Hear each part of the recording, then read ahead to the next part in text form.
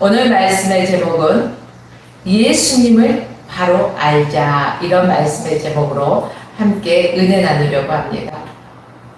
우리가요, 사람 간의 관계 속에서 상대를 잘 알지 못하고 접근했다가는 큰 일을 당할 때가 참 많이 있습니다. 난처한 상황들이 많이 있죠. 조금 전까지만 해도 내가 함부로 대했던 사람이 잠시 후에 알고 봤더니 내가 가서 아부해야 될 사람이었다 라고 생각하면 어떨까요? 얼마나 황당하고 난처할까요? 이처럼 사람에 대해서 우리가 정확히 알지 못하고 접근했다가는 그 실수하기 마련입니다. 그래서 우리가 사람들 사이에서도 이런 말이 있죠. 참 안다, 내가 저 사람을 안다 했지만 어느 순간에 저 사람이 저런 면이 있어서? 이런 생각할 때 있어요, 없어요? 있잖아요. 그래서요, 10개의 물속은 알아도 1개의 사람 속은 알지 못한다. 그래요. 사람이 표현하고 있다 해서 그 보여진 모습이 다가 아니라는 것입니다. 이 말은 거의 성격적인 것 같아요. 그 사람에 대해서 정확히 알지 못하는 정보. 그러니까 한마디로 미숙한 정보죠. 완벽한 정보가 아니에요. 이 미숙한 잘못된 정보를 가지고 있다면 인간관계의 형성에서요, 매우 건강하지 못한 그러한 관계를 만들어 간다는 거예요. 그렇게 되면은 오랜 세월 동안 관계를 가지고 있었음에도 불구하고 그 관계가 친밀한 관계로 발전해 나가지 못합니다. 그냥 한 단체 안에 있으니까, 한 공동체 안에 있으니까 이런 생각으로 지내지 아주 친밀성을 가질 수가 없어요. 보통 이렇게 우리가 이런 친밀감을 갖지 못할 때, 그 사람의 정확하게 속마음을 알지 못할 때는 그렇습니다. 오늘 본문을 통해 예수님과 우리와의 관계를 한번 생각해 보기를 원합니다. 첫째는 예수님을 육체로 아는 시절이 있는 거예요. 누구나가. 예수? 그래, 나도 그분에 대해서 소문을 들었어. 그분 그렇다지? 못 고친 질병이 없대. 죽은 자도 살리신다네. 대단한 분이야. 어떤 사람은 선지자라고도 하더라고. 이런 등등의 소리를 들어서 육체적으로 아는 거잖아요. 어떤 사람은 하나님의 아들이래, 이렇게 말하고요. 그러나 예수님을 육체로 아는 이 시절에 우리는 바뀌어야 되겠죠. 오늘 본문 그 16절에 보니까요, 바울은 그러므로 우리가 이제부터는 아무 사람도 육체로 알지 아니하노라. 지금까지는 육체로 알았던 것들을 이제는 육체로 알지 않겠다는 거예요. 예수님도 육체로 알았던 시절이 있었다는 거예요. 바울이 예수님에 대해서 많은 소문을 들었기 때문에 바울이요, 예수님과 몇 살 차이 나지 않을 거예요. 그래서 예수님에 대한 들은 정보들이 엄청나요. 그래서 예수님을 그냥 어떻게 자기 자신이 들은 정보로 인해서 이 사람에 대해서 해석을 한 거예요. 이 사람은 저 사람 말을 듣다 보니 아마 이 사람은 이런 사람일 거야 라고 자의적인 해석이죠. 그래서 바울이 어떤 사람이에요? 율법주의잖아요. 그죠? 그래서 율법의 교육을 받아온 바울에게 있어서 예수님의 소문을 이렇게 추합해 보니까 이 사람은 하나의 이단자이거나 아니면 종교의 사기꾼이라든가 아니면 율법을 해체시키려는 반율법주의자일 것이다라는 이러한 사람으로 이제 생각을 해석을 한 거예요. 그래서 이 사람을 그냥 가만히 놔두면 안 되겠다. 큰일 나겠다. 그래서 유대사에 가만히 놔두면 유대사의 전체적인 혼란까지도 일으킬 수 있겠구나. 이런 생각을 하게 된 거예요. 그래서 예수님을 따르는 그의 제자들을 핍박하기 시작했던 것입니다. 자기 나름대로 보면은 하나님께 열심을 낸다고 했겠죠. 그러나 이때 당시 바울은 예수님을 뭘로 알았어요? 육체대로만 알았다는 거예요. 사람의 소리를 듣고 그 사람의 외적인 거, 보여지는 것에 대해서만 알고 있었다는 거예요. 그렇기 때문에 예수님을 힘들게 하고 예수님을 핍박했어요. 세례 요한도 마찬가지예요. 세례 요한도 예수님을 육체대로 알 때가 있었습니다. 그래서 세례 요한과 예수님과의 어떤 그 나이대 보면 한 6개월 차이 나죠? 같은 연배라고 볼 수가 있습니다. 두 사람은요, 친척지간이에요. 동네도 보면은요, 하루에 갈 수 있는 가까운 이웃이에요. 그래서 어려서부터 이렇게 예수님과 잘 지내는 사이, 우리 친구들 사이에 중마고다 이런 소리 하잖아요. 가깝게. 남자들은 그러죠. 먼 친구, 무슨 불알 친구 뭐 이런 식으로 하더라고요. 뭐 이런 식으로 가까운 친구 뜻할 수가 있겠죠.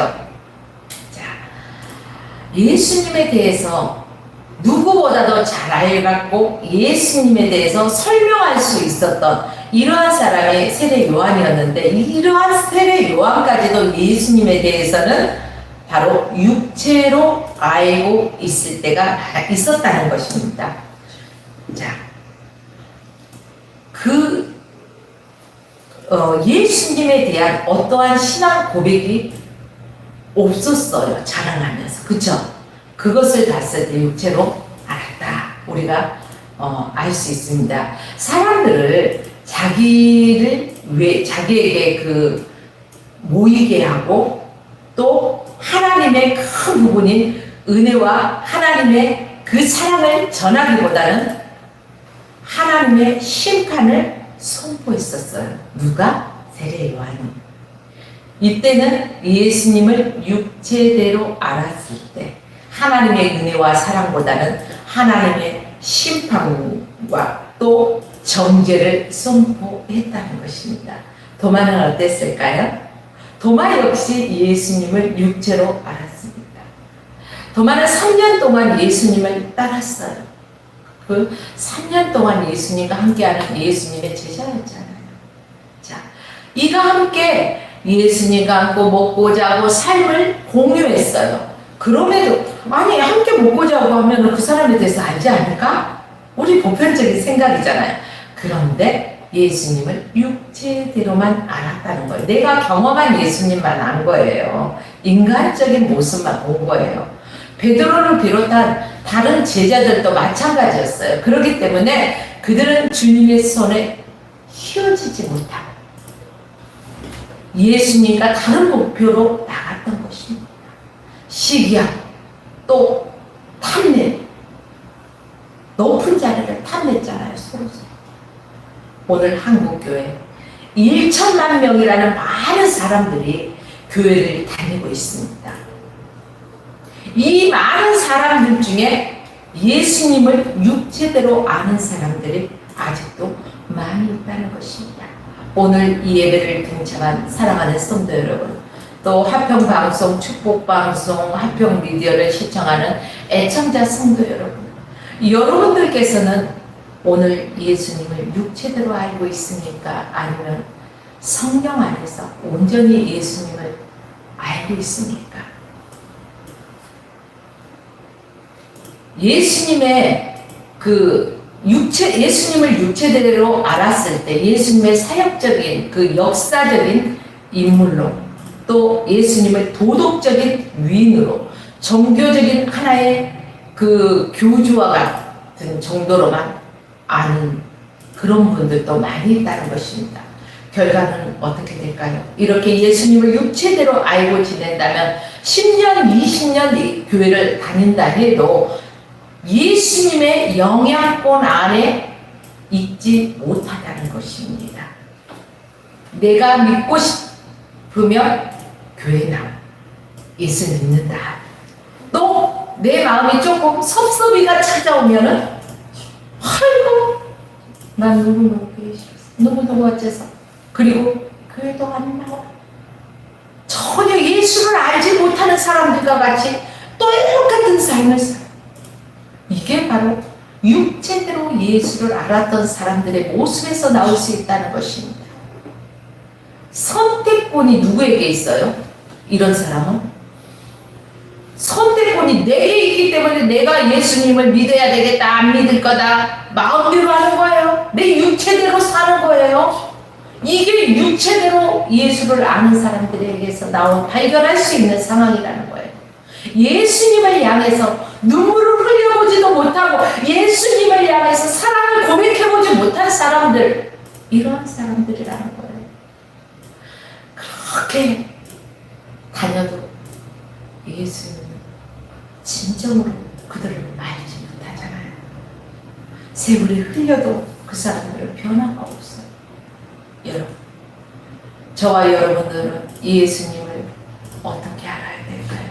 인격적으로 하나님, 참 하나님이시고 우리는 예수님을 알아야 할 것입니다.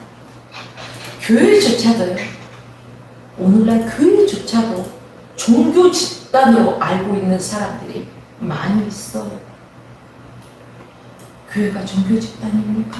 아니에요. 교회는 하나님의 집입니다. 하나님이 함께 하십니다. 하나님의 핏값으로 세워진 교회입니다. 우리 각 개교회, 움직이는 교회들이 또 세워진 성전에 모여서 하나님을 찬양하고 하나님을 경배하면서 하나님을 예배하는 것입니다.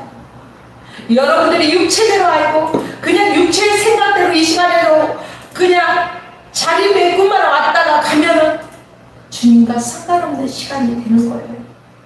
이 시간에 주님을 사모하는 시간 되기 원합니다. 교회 안에서 주님을 제대로 알지 못하기 때문에 교회는 이 집단이나 또 세속적인 잣대로 교회를 평가하기도 합니다. 그래서 뭐예요? 대형교회를 보면 어떤 이들은 하나의 그 대기업체처럼 이렇게 보고 판단하는 사람도 있습니다.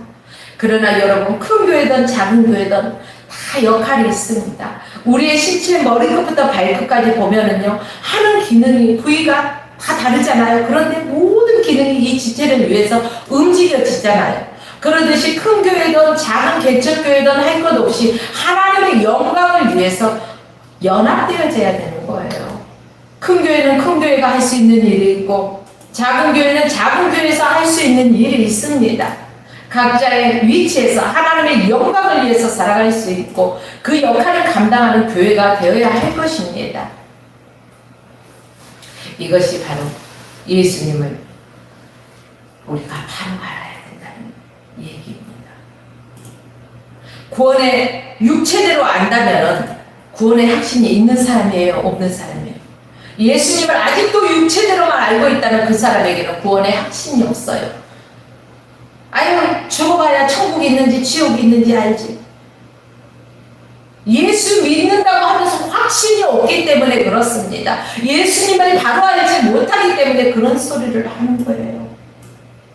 우리는 죽은 사람을 돌아가셨다 이렇게 말하잖아요. 분명히 가는 곳이 있기 때문에 그렇습니다. 우리의 본향을 향해서 돌아가기 때문에 그렇습니다. 그럼 이후의 삶이 있다는 것입니다. 예수님을 바로 아는 사람들은 부활 신앙을 가지고 있는 것입니다. 예수님은 사망 권세를 이기고 부활하신 분이기 때문에 그렇습니다. 사랑하는 여러분들이요, 마음이 공허한 부분을 채우기 위해서 종교심을 가지고 자기 만족의 도구로 사용하는 사람이 있습니다. 아유, 너 자꾸 그렇게 우울하고 가만히 집에만 있으면 안 돼. 무슨 종교라도 하나 가져봐. 종교를 하나의 취미처럼 생각하는 사람들도 있더라고요. 주님께로부터 나오는 영생에 대한 기쁨이 그런 사람은 없어요. 진정한 사랑과 은혜가 없기 때문에 그렇습니다. 지식적인 기독교인, 지식적인 종교인, 이래서는 안 된다는 것입니다. 교회도 지식적인 것만 가르쳐서는 안 되는 것입니다. 교회가 종교적이어서는 안 된다는 것입니다. 교회는 반드시 하나님의 영광을 위해서 주님의 말씀을 선포되어지는 곳입니다. 하나님의 나라를 확장시키기 위해서 또 저 천국에 소망을 두고 예수님이 어떤 분이신지, 하나님이 어떤 분이신지, 성령님이 어떤 분이신지를 정확하게 교회가 알려줘야 할 것입니다. 예수님을 육체대로 알고 교회를 종교적으로 알아서는 안 될 것입니다. 진정한 의미에서 그리스도인이 그런 사람은 아니에요. 그로 하여금 거룩하게 살 수 있는 힘이 없기 때문에 그런 거예요. 단지 그리스도인처럼 보여서는 안 될 것입니다. 여러분, 두 번째는 이제는 진정한 예수님을 알아야 된다는 것입니다. 왜? 첫째는 예수님이 누군지 바로 알아야 된다 그랬죠. 여러분, 바울은 육체대로 예수님을 알았다고 서두에서 말했죠. 그러나 다시 고백하죠. 비록 우리가 그리스도로 육체로 알았으나 이제부터는 이같이 알지 아니하노라. 그러면서 7절에 뭐라고 말하고 있습니까? 새로운 피조물이라는 거예요. 예수님에 대해서, 예수님과 관계에 대해서 이제 주님은 나의 주님이시고 나는 그분의 뭐예요? 피조물이라고 바울이 고백하는 거예요. 전에는 내가 모든 것을 자의대로 행하고 결단했지만 지금은 주님이 나의 주인 되주셔서 모든 순간순간에 포함되어 하나님 앞에서 주님이 이 순간에 내가 어떤 언어를 사용하기를 원하십니까? 내가 지금 이 순간에 어떤 결정을 하는 것이 주님 옳습니까? 내가 지금 이 순간에 이곳을 가야 할까요? 말아야 할까요? 사람의 생각으로, 육체의 생각으로는 분명히 인정에 매여서 가는 게 맞아요. 그러나 그 소리를 들어주는 게 맞고, 그런데 영적으로 보았을 때 어떤 경우로 주님이라면 어떻게 하길 원하십니까? 라고 우리는 분명하게 주님께 묻고 행해야 할 것입니다. 제대로 된 예수님의 정보를 알려주어야 예수님을 만날 수가 있는 거예요. 바울은 다메섹 동산에서요, 부활하신 예수님을 만났어요. 누구십니까? 묻잖아요. 나는 내가 핍박하는 예수라. 그래요. 정확하게 예수님을 알고 보니까 내가 그때 육체대로 사람과 사람 사이에서 들려오는 소문으로 예수를 알았던 것과는요 전혀 달라. 내가 직접 만나보니까 우리가 인간관계 삶에서도 A라는 사람, B라는 사람, C라는 사람이 어떤 사람에 대해서 말했던 것 조합한 다음에 딱 그 사람을 만났는데 내가 만나보니까 그들이 말했던 것과 전혀 다른 경험 있어요? 없어요? 다 있잖아요. 이 잘못된 정보로 인해서 그 사람을 어떻게 대합니까? 거리를 두고 온전히 오픈하지 못하고 그럴 때가 참 많습니다. 여러분, 그래서 잘못된 정보는요 굉장히 위험한 거예요. 차라리 정확히 알지 못하면 전하지 말아야 돼요. 자, 바울이 다메섹 동산에서 예수님을 만난 다음에는요 예수님을 바로 알게 된 거죠. 그래서 예수님을 위해서 그 전 생애를 바칠 수가 있었습니다. 예수님에 대해서 정확히 알고 보니까 어떠한 환난이나 핍박이나 죽음이나 공고나 두려움이 없어요. 생명의 근원 되시는 분이 나와 함께 하시기 때문에 여러분의 삶 속에서 어떠한 고난과 환난과 핍박 속에서 여러분 상태는 어떠한 상태입니까? 우리의 신앙을 점검할 수 있는 그 척도가 될 것입니다. 세례 요한은 어느 날 요단강에서 예수님을 보는 순간 자신도 모르게요 마음이 움직였어요. 보라, 세상 죄를 지고 가는 하나님의 어린 양이로다. 그 전에는 친척이잖아요. 예수님 집에도 막 왔다 갔다 하면서 친구처럼 나이 차이가 별로 안 나는 같은 연배니까 아주 잘 친하게 지내고, 우리 한마디로 말하자면 모르는 게 없이 그 집 숟가락 젓가락 몇 개인지까지 안다 할 정도로의 친한 관계잖아요. 그러나 육체대로 그 전에는 알았기 때문에 이런 고백이 없었어요. 그러나 요단강에서 예수님을 보는 순간에 성령이 깨닫게 하셨잖아요. 그러고 보니까 예수님을 이때부터 바로 안 봐요. 예수님을 바로 알게 되니까 보라, 세상 때를 지고 가는 하나님의 어린 양이로라, 이렇게 고백할 수 있었던 거예요. 바울도 예수님을 만나니까 변하죠. 바로 세례 요한도 성령 안에서 변하잖아요. 이제까지 알아했던 친구가 아니에요. 예수님이야말로 이 하나님께서 보내신 인류의 구속주라는 것입니다. 자기 자신도 모르는 사이에 외쳐요. 내 안에 더러운 것이 있으면 내 입 밖으로 뭐가 나올까요? 더러운 것들이 나오는 거예요.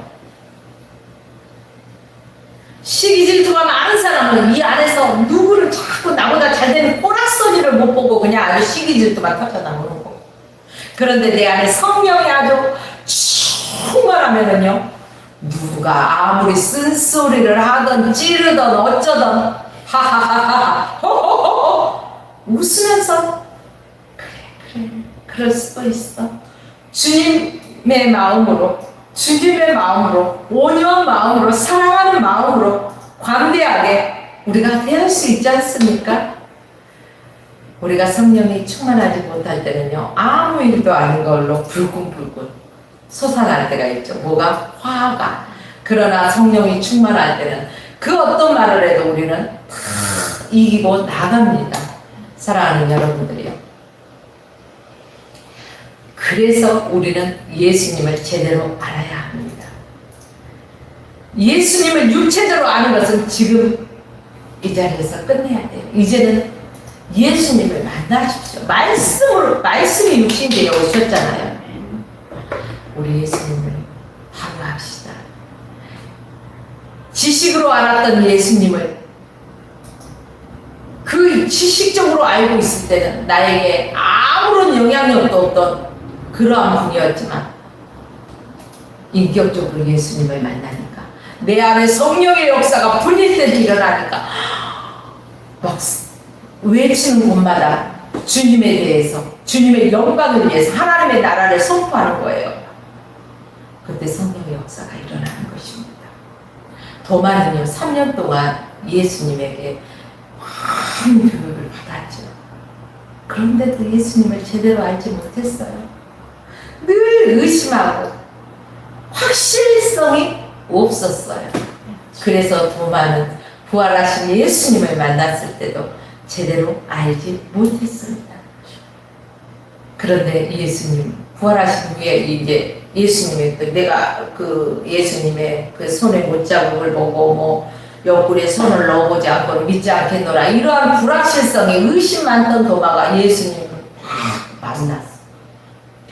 보지 않고 믿는 것이 보고 믿는 것이, 보지 않고 그 믿는 것이 복되다 했잖아요. 보고 믿는 것보다. 근데 안 믿는 것보다 나으니까 어때요? 자, 와서 내 손에 못자국을 보고 옆구리에 손을 넣어보라고 주님이 말씀하셔요. 아니, 손을 만져보고 옆구리에 손 넣어보라니까 확실한 거잖아요. 그래서 도마가 뭐라고 고백해요? 그때는 나의 주, 나의 하나님, 나의 주, 나의 하나님이라고 고백하는 거예요.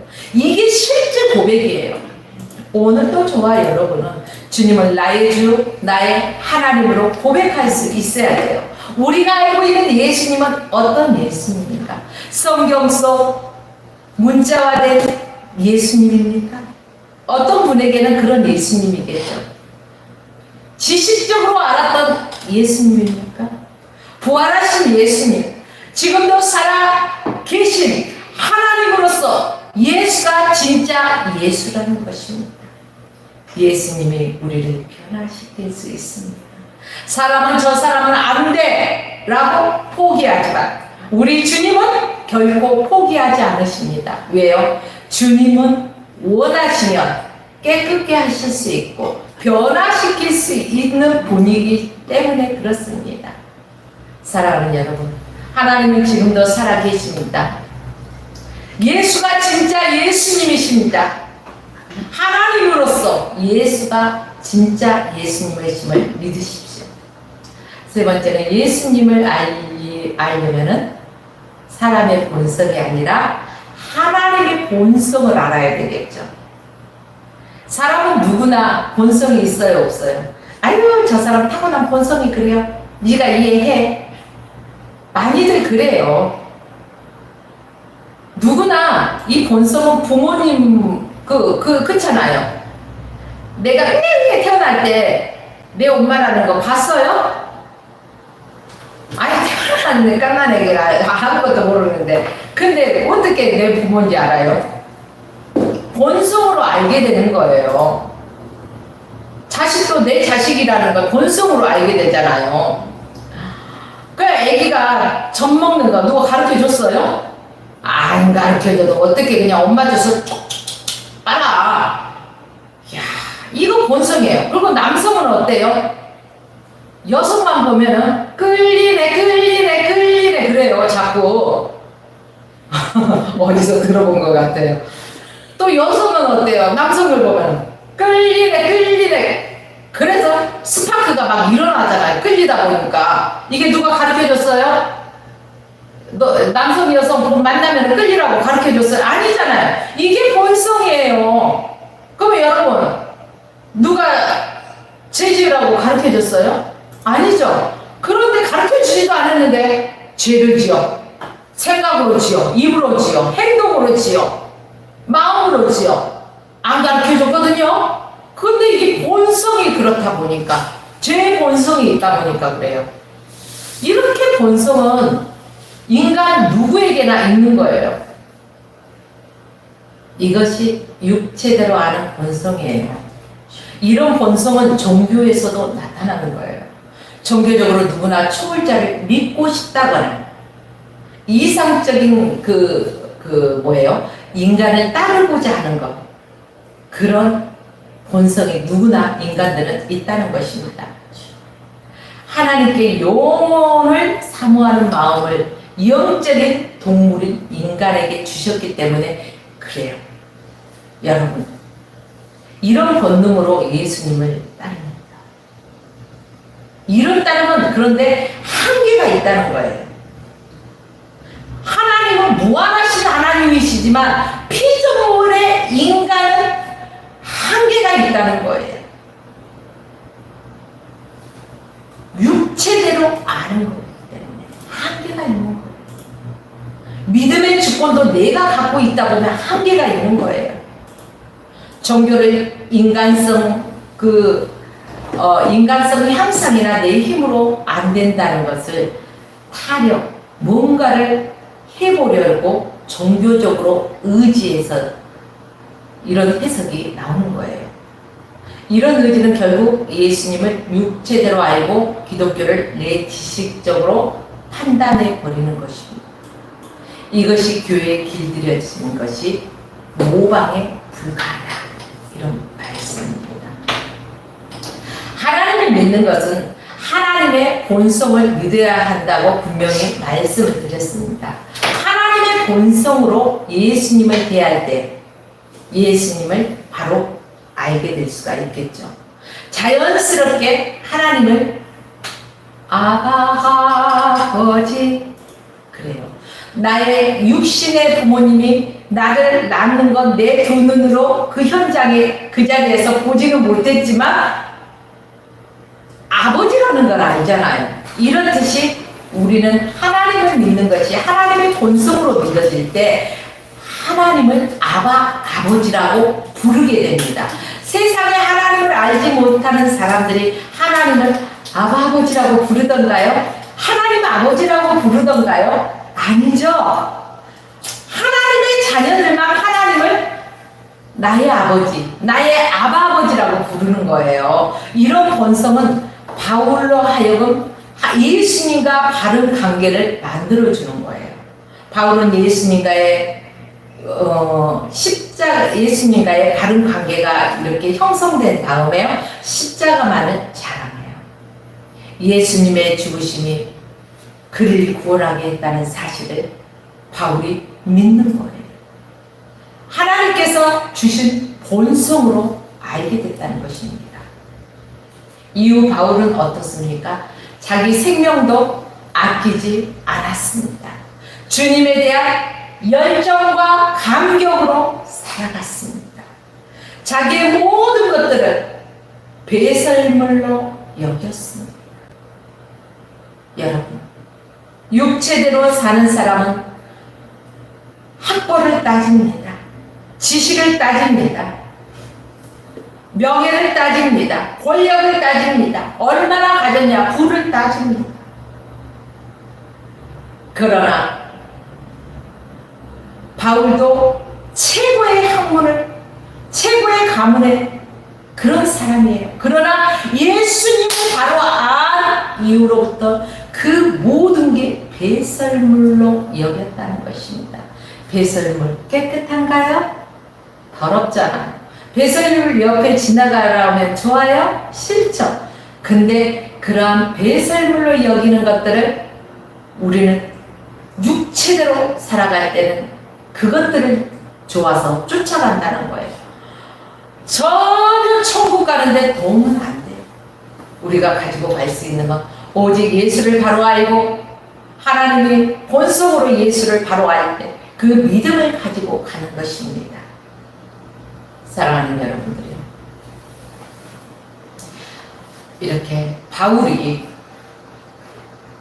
예수님의 본성을, 하나님의 본성으로 예수님을 바로 알 이유로 뭐라고 말합니까?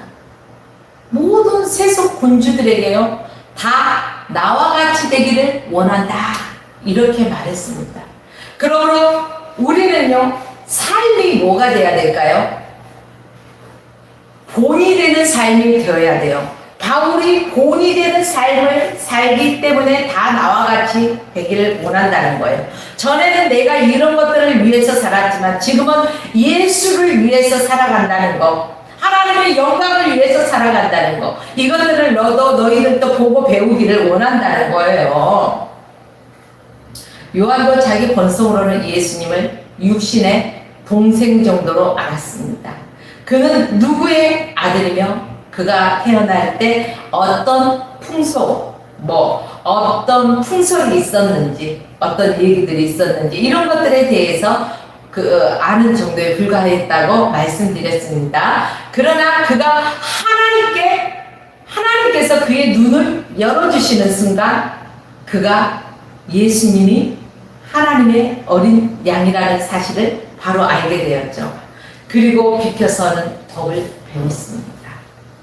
예수님의 큰 빛 속에서 자기는 숨었어요. 나는 그의 신들의 풀기도 감당치 못하겠다. 많은 무리들이 예수님을 따를 때, 전에는 세례 요한을 막 따랐잖아요. 그런데 여기에 있던 사람이 하나 둘씩 예수님께 막 가는 거야. 그때 얘기를 하잖아요.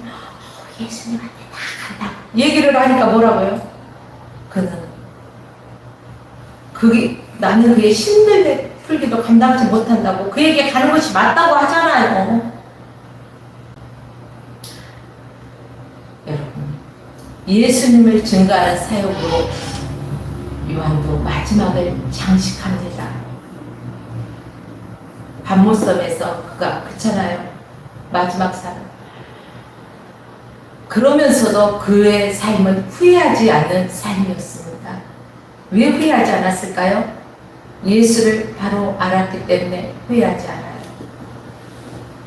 10년, 20년 교회를 다녔다고 했고 집사, 장로, 권사 되었다 해도 죽을 때 보면 예수님을 부인한 사람이 있어요, 없어요? 있어요. 얼마나 안타까워요. 그 사람들은 세상에서 헛된 시간을 보냈다고 밖에 볼 수 없겠죠. 예수를 바로 알았다면 어떻게 예수를 부인할 수 있겠습니까? 오늘 저와 여러분도 어떠한 삶의 상황 속에서도 예수를 부인해서는 안 될 것입니다. 예수님을 바로 알아야 될 것입니다. 그렇다면 여러분 상황 속에서 여러분은 결코 주저앉거나 낙심하거나 낙망하지 않을 것입니다. 주님을 제대로 알아갑시다. 도마는 자기 번성으로 예수님을 초대했습니다. 교육 갖고는 할 수가 없기 때문에 교육은 지식적으로 예수님을 누군지 잘 알려줍니다. 우리는 학교에서 지식적인 것을 배우죠. 그러나 밥상머리 교육은 어디에서 이루어진다고요? 가정에서 이루어지잖아요. 인성교육이 그만큼 중요하다는 거예요. 우리가 교회 안에서 하나님의 말씀을 자꾸 들으면서요, 우리의 믿음이 성화되어져 가는 것입니다. 베드로를 통해서 주신 주님은 하나님의 아들임을 알려주셨어요. 그러나 그것은 육체대로 안 것이 아니죠. 주는 그리스도시요 살아계신 하나님의 아들이십니다. 이를 알게 한 것은 혈육이 아니잖아요. 그죠? 하나님이 알게 하신 거예요. 자, 주님께서 부활하심을 예고하셨지만 믿지 않고 부활했다는 제자들의 말도 의심하고 육체대로만 믿을 때들이 제자들에게도 분명히 있었습니다. 그러다가 이러한 제자들도 부활하신 주님을 직접 만났을 때 거듭남의 순간이 있었습니다. 지금 여러분의 현재 상황이 이러한 육체대로 예수를 알고 있다면 이제 다시금 예수를 온전히 부활하신 주님을 만나기를 원합니다. 말씀을 통해서 알아가야 됩니다. 성령 안에서 알아가야 됩니다. 기도하면서 알아가야 합니다. 하나님께서 하나님의 본능을 주시는 그 순간 우리는 주님을 바로 알게 되는 시간입니다. 그때야말로 참으로 주는 나의 주, 나의 하나님이라고 고백할 수 있는 순간이 되는 것입니다. 그리고 주님, 나는 주님의 피조물이 불과하다고 고백할 수 있는 것입니다. 우리 인간의 본성으로 아는 것에서 끝나서는 결코 안 될 것입니다. 예수님의 진면목을 알아야 고백할 수가 있어요. 예수님의 실체를 알아야 예수님을 고백할 수가 있다는 거예요. 예수님을 육체대로 알면 어떠한 것도 공급받지 못해요. 늘 그 삶이 공고하다는 거예요. 교회에도 내 눈으로 보게 되고 비판하고 판단할 수밖에 없게 되는 거예요. 그리고 교인들마다 개인차가 있어요. 그런데도 인정하지 않고 또 그 사람을 보고 실망하게 되죠. 왜? 육체의 눈으로만 바라보기 때문에. 그래서 우리가 영적인 눈으로 바라보는 것이 중요하다는 것입니다. 하나님의 본성을 가져야만 가능한 일입니다. 예수님의 마음을 가져야만 가능한 일이기 때문에 그렇습니다. 그러려면 우리가 육체로 알았던 순간에서 하나님의 본성을 알아가는 그 단계가 필요해요. 이게 뭘까요? 테스트가 있어요. 이 테스트, 시험을 학교에서 봐요, 안 봐요? 진급시험 같은 거 있죠? 이러한 테스트가 분명히 있다는 것입니다. 거기에 통과하면 또 다른 그 성화대적 믿음이 있고 한 발짝 한 발짝 주님 앞에 더 가까이 나간다는 것입니다. 어떤 사람들은 거듭남을 통해서 이러한 모든 것들이 가능해지죠. 바울은 강력하게 거듭남을 체험했습니다. 다메섹 동산에서 아주 강력하게 다이나믹하게 육체대로 아는 것이 아니라 하나님의 본성으로 예수님을 진정한 신앙 고백을 합니다. 그러나 많은 분들은 거듭남을 체험했어도 제대로 알지 못해요. 그래서 교회 다니다가 예수 믿었다고 그렇게 하면서도 나중에 보면은 부인하는 사람이 있다는 거예요. 구원에 대한 막연한 확신은 있지만 예수님에 대해서 지식적으로 빠삭하지만 주님의 다스림을 강력한 체험을 하지 못했기 때문에 그런 사람은 그렇습니다. 아직도 내가 주인이고 내 의지가 너무 강합니까? 그렇다면 아직도 나는 육체의 모습대로 살아가는 모습이 많다는 거예요. 인간의 한계, 진정으로 하나님과의 관계가 지식적인 관계가 아니라 생명의 관계가 되려면 인간의 한계를 뛰어넘어야 되겠죠. 인간의 한계를 느끼는 것이 고난과 역경입니다. 건강이든 자녀이든 물질이든 명예의 실추이든 사업의 실패이든 이런 단계의 한계를 느끼게 되면 하나님이 새롭게 보이게 됩니다. 육체대로 사는 것이 아니라 영적인 마음으로 하나님을 만나게 되는 것입니다. 왜요? 인간의 힘으로 도저히 어찌어찌 할 수 없기 때문에 이제는 주님이 하세요. 나 할 거 다 해봤는데 안 되네요. 주님이 하세요. 그러니까 그 고난과 역경 속에서 호적거렸던 거예요. 조금 지혜롭다면 빨리 내 자의적인 것들을 다 내려놨다면 주님이 하셨겠죠. 그렇습니다. 내가 무언가를 하려고 할 때는 주님이 지켜보고 계시는 거예요. 그러나 주님 앞에 맡겼을 때, 온전히 맡겼을 때 주께서 행하신다는 사실을 기억하십시오. 아직도 내가 뭔가를 해보려고 하고 내 생각이 있다면, 내 계획이 앞선다면 아직까지 온전히 영적으로 믿음에 서지 못한 것입니다. 우리 황정열 목사님이 말씀하더라고요. 자의적인 것을 내려놓자고. 그래요. 자신의 생각과 의지와 뜻과 모든 것을 내려놓아야만 주님이 하신다는 사실을 기억해야 합니다. 이때부터 우리가 모든 것을 내려놨을 때 거기가 끝이 아니라 끝인 줄 알았더니 거기서부터 시작이구나. 영적인 주님이 영적인 일들을 시작하시는 것입니다. 그 전에는 내가 뭐 좀 한다고요? 비스무리하게 흉내낸 거예요. 그러나 이제는 주님이 하시는 거예요. 이제 말씀을 정리하겠습니다. 불교에서는 마음을 다스리는 걸 뭐라고 할까요? 여기 절에도 안 다니시니까 모르시죠? 성불. 네. 성불한다. 성불하면 부처가 된다. 이렇게 말을 해요. 부처가 되면 부처도 없고 부처의 말씀도 없죠. 자신이 홀로 뭐가 돼요? 부처가 되는 거예요. 그러나 우리는 어때요? 같아요? 달라요? 달라요. 우리는 달라요. 우리는 예수님을 안다 해서 예수님을 닮는다고 예수님이 되는 것이 아니에요. 예수님이 내 안에 내 속에 들어와 사신다고 해서 내가 예수님이 되는 것은 결코 아닙니다. 예수님처럼 사는 것이에요. 예수님께서 공급해 주시는 그 믿음으로 사는 거예요. 내 식대로, 내 판단대로, 내 방법대로 살지 않는 거예요.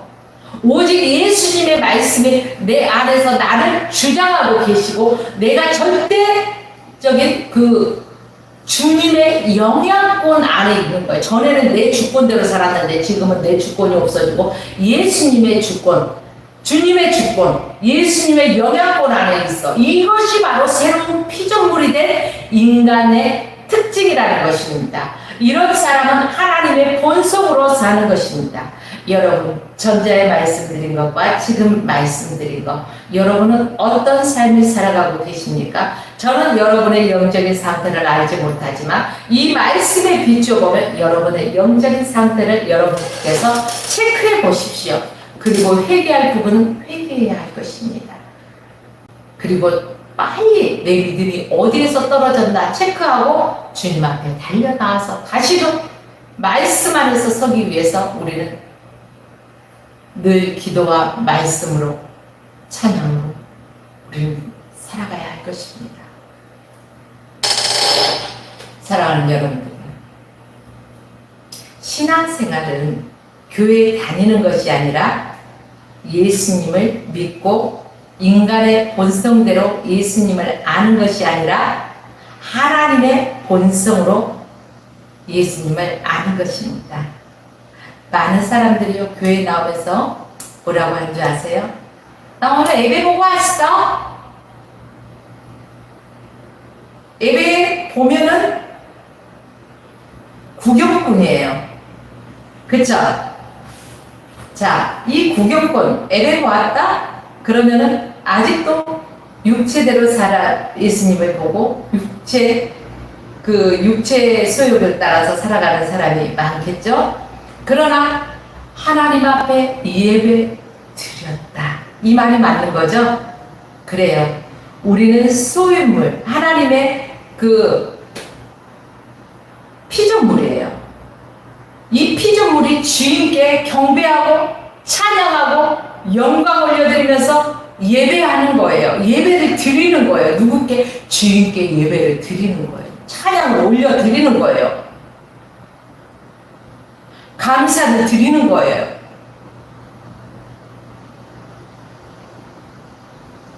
여러분, 이제부터는 교회 다닌다 라기보다는 예수님을 믿는다라고 말씀하십시오.